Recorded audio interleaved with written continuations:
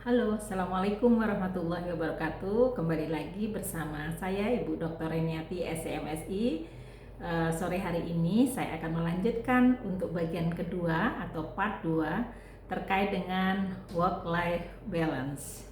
Baik teman-teman semuanya, kemarin kita sudah membahas terkait dengan pengertian, kemudian definisi ya terkait dengan work-life balance, kemudian juga aspek daripada work-life balance, kemudian juga faktor-faktor ya yang mempengaruhi work-life balance. Nah, hari ini kita akan melanjutkan kajian kita terkait dengan dimensi work-life balance.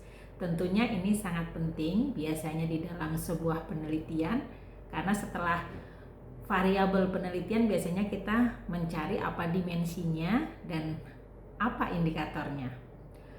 Oke, kita langsung let's go. Terkait dengan dimensi work-life balance itu ada 4 ya teman-teman semua. Yang pertama adalah work interference with personal life atau disingkat dengan WIPL ya. Yang kedua adalah personal life interference with work atau PLIW. Dan yang ketiga adalah personal life enhancement of work atau PLEW. Dan yang terakhir adalah work enhancement of personal life atau disingkat dengan WEPL. Nah, baik, kita akan mengkaji keempat dimensi tersebut apa saja sih ya pengertiannya. Yang pertama untuk WIPL atau work interference with personal life. Jadi teman-teman semua, dimensi ini sebenarnya mengacu pada sejauh mana pekerjaan itu dapat mengganggu ya kehidupan pribadi seseorang. Nah, misalnya nih bekerja tapi sulit gitu membuat seseorang mengatur kehidupan pribadinya, saking sibuknya gitu ya di dalam bekerja, dia sampai tidak bisa meluangkan waktu untuk kehidupan pribadi ya, me time, atau juga waktu untuk keluarga. Nah, itu yang dinamakan dengan WIPL. Yang kedua adalah tadi ya, work interference with personal life atau WIPL. Nah, di sini dimensi ini mengacu pada sejauh mana kehidupan pribadi individu malah mengganggu pekerjaan atau kehidupan pekerjaannya. Ya, jadi kebalikan dong dengan yang tadi.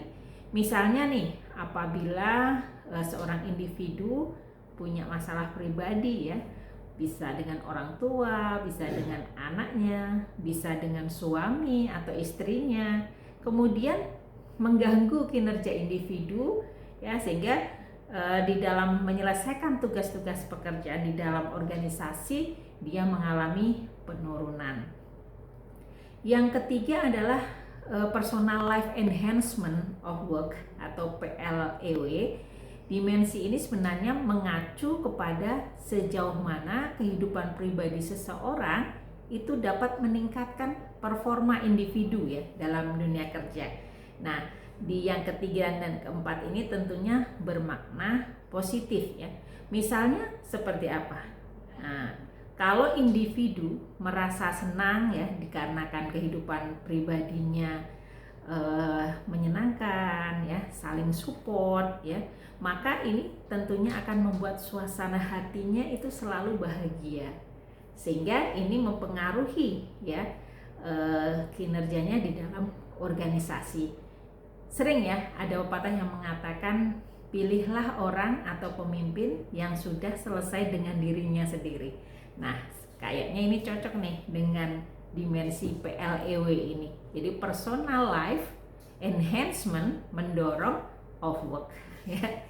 Yang keempat adalah work enhancement of personal life, WEPL. Ini kebalikannya nih, mengacu kepada sejauh mana pekerjaan itu makin meningkatkan ya kualitas kehidupan pribadi individu.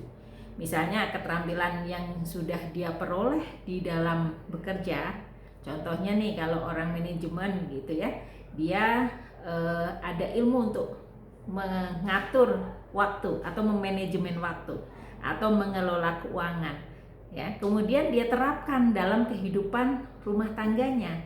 Tentunya antara pekerjaan dengan kehidupan pribadinya akan semakin membaik, sehingga work enhancement of personal life. Nah itu teman-teman ya, tadi terkait dengan dimensinya. Nah sekarang setelah dimensi, kita ke indikator work-life balance. Di sini ada 3 ya indikatornya. Pertama adalah time balance ya.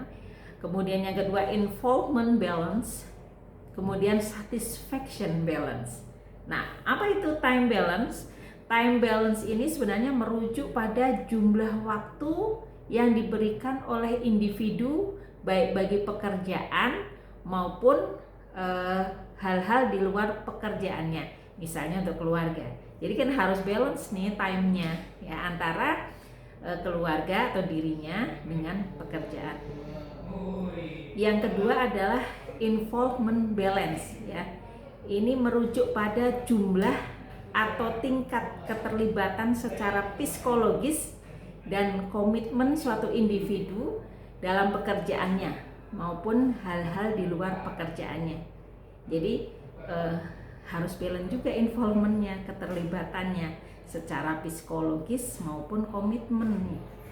Jadi kalau sudah janji dalam pekerjaannya untuk menyelesaikan, ya dia harus komitmen, sama ketika dia berjanji untuk keluarga dalam misalnya menemani keluarga, ya menjemput anak atau istri gitu. Jadi dia balance keterlibatannya. Dan yang ketiga adalah satisfaction balance. Nah, ini merujuk pada tingkat kepuasan suatu individu terhadap kegiatan pekerjaannya maupun hal-hal di luar pekerjaannya. Jadi kepuasannya harus balance juga ya. Nah, ini luar biasa nih. Kalau kita balance di dalam kehidupan pribadi maupun pekerjaan, tentunya akan memberikan dampak yang positif untuk diri kita, keluarga kita, maupun organisasi kita. Nah, oke teman-teman, untuk yang terakhir kita akan membahas terkait dengan bagaimana nih strategi menciptakan work-life balance. Ya, di sini ada 9 ya. Pertama di dalam organisasi ya, maupun kalau kita menjadi pemimpin ya, jam kerja itu harus fleksibel. Kayaknya relevan nih dengan saat ini ya. Ada work from home, ada work from anywhere ya. Yang penting outputnya atau outcome-nya ya, yang memberikan dampak kepada organisasi. Jadi makin bagus jam kerja fleksibel jamnya, maka work life balance-nya juga akan makin bagus. Yang kedua, bisa juga seseorang memilih kerja paruh waktu nih untuk membalanskan antara kepuasan pribadi ya dengan pekerjaannya. Jadi dia bisa memilih itu. Yang ketiga, jam kerjanya harus yang masuk akal ya. Jangan misalnya jam kerja kok sampai 20 jam, 16 jam ya. Itu bisa meningkatkan stres dan satisfaction balance-nya akan berkurang. Yang keempat, akses untuk penanganan anak. Jadi terutama untuk ibu-ibu nih yang punya anak ya, dia harus memastikan dulu anak-anak ini siapa yang akan merawat, kemudian juga misalnya ada penitipan anak, harus dipastikan bahwa itu safe ya. Yang kelima adalah penyusunan pekerjaan yang fleksibel. Jadi kalau kita sudah memastikan atau kita terlibat dalam sebuah organisasi ya, kita harus siap-siap merancang ya, menyusun pekerjaan sehingga bisa fleksibel gitu. Yang keenam adalah cuti ya. Nah, ini kan hak semua pegawai ya, dan kita berikan hak kepada mereka supaya mereka tidak stres dengan pekerjaan, tapi bisa balance ya dengan kehidupan pribadinya. Yang ketujuh adalah mobilitas ya, mobilitas pekerjaan.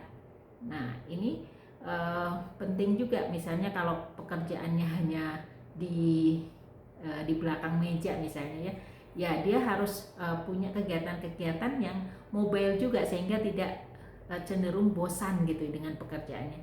Yang kedelapan adalah keamanan dan kesejahteraan. Jadi harus dipastikan bahwa saya bekerja aman, di rumah tangga juga aman, kesejahteraan kita juga terjamin. Jadi ini terkait dengan kompensasi. Dan yang terakhir adalah akses telepon nih ya, jangan dibatasi karena udah era digital, kita bisa berkomunikasi dengan siapapun.